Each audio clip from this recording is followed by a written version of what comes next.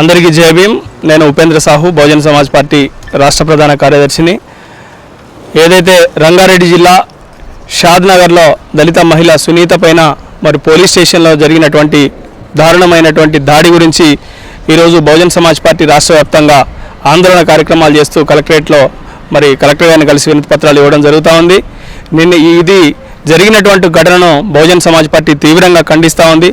ఒక మహిళను దొంగతనం ఆరోపణలతోటి తీసుకొచ్చి స్టేషన్లో ఈవినింగ్ 6 అయితే ఉంచడానికి అవకాశాలు లేకపోయినప్పటికీ రాత్రి 9 గంటల ప్రాంతంలో తీసుకొచ్చి 2 గంటల వరకు చిత్రహింసలకు గురి చేసినటువంటి పరిస్థితి ఆ స్టేషన్లో కనపడతా ఉంది.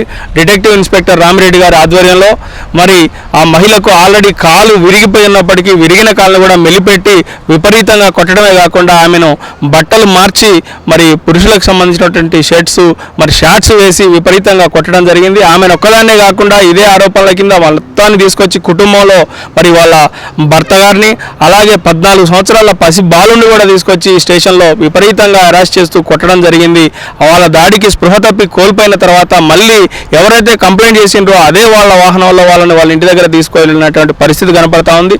అంటే రాష్ట్రంలో మరి శాంతి భద్రతలు ఏ విధంగా ఉన్నాయి, రాష్ట్రంలో చట్టం అమలవుతుందా, రాజ్యాంగం అమలవుతుందా అనేటువంటి పరిస్థితి ప్రశ్నించుకోవాల్సినటువంటి సమయం వచ్చింది. ఇంతకుముందు మరియమ్మ ఘటన మరొకముందే మళ్ళీ ఎస్సీలను తీసుకొచ్చి బలవంతంగా ఎస్సీ ఎస్టీ సామాజిక వర్గాలను ప్రత్యేకంగా పోలీసులు టార్గెట్ చేసి తీసుకొచ్చి నేరారోపణలు జరిగినప్పుడు మన నిర్ధారణ చేసుకోకుండానే ఖచ్చితంగా మీరు ఒప్పుకోవాల్సిందే, మీరే చేసిందని చెప్పాల్సిందే అని చెప్పి చిత్రహింసలు పెట్టి కొట్టి టార్చర్ చేసైనా సరే వాళ్ళ మీదనే నేరం వేసి వాళ్ళతోటి నేరాలు ఒప్పించాలని చెప్పి పోలీసులు చూస్తూ ఉన్నారు. ఖచ్చితంగా దీనిపైన మరి సిట్టింగ్ జడ్జి తోటి విచారణ జరపాల్సిన అవసరం ఉంది.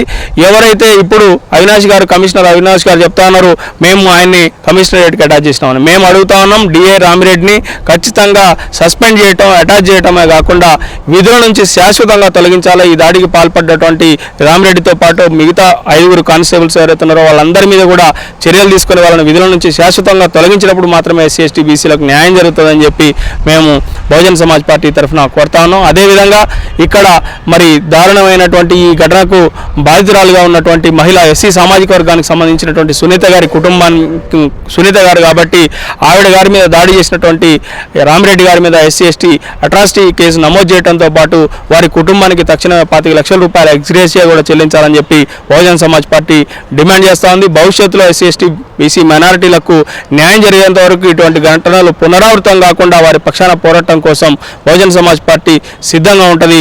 ఇప్పటికైనా ప్రభుత్వం కళ్ళు తెరిచి కాంగ్రెస్ ప్రభుత్వం రేవంత్ రెడ్డి గారు ఈ రెడ్డి పాలనలో మరి ఎస్సీ ఎస్టీ బీసీ మైనారిటీలకు న్యాయం చేయకపోతే, బాధిత మహిళ సునీత కుటుంబానికి న్యాయం చేయకపోతే రాష్ట్ర వ్యాప్తంగా ఇది బహుజన సమాజ్ పార్టీ ఉద్యమిస్తుందని చెప్పి తెలియజేస్తా ఉన్నాం. మిత్రులారా, జై భీమ్, జై బీఎస్పీ.